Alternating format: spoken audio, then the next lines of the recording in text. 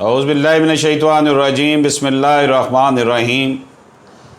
آج ہم فرمودات علامہ اقبال میں پڑھیں گے علامہ اقبال رحمۃ اللہ علیہ اور مسجد شہید گنج۔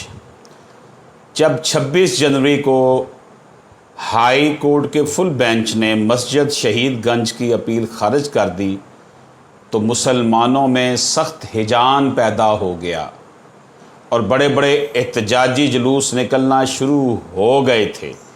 اسی شام غلام رسول خان نے علامہ اقبال رحمۃ اللہ علیہ کی خدمت میں حاضر ہو کر عرض کیا کہ اب کیا کرنا چاہیے، تو علامہ اقبال رحمۃ اللہ علیہ رو پڑے اور کہنے لگے، مجھ سے کیا پوچھتے ہو، میری چارپائی کو اپنے کندھوں پر اٹھاؤ اور اس طرف لے چلو جدھر مسلمان جا رہے ہیں، اگر گولی چلی تو میں بھی ان کے ساتھ مروں گا۔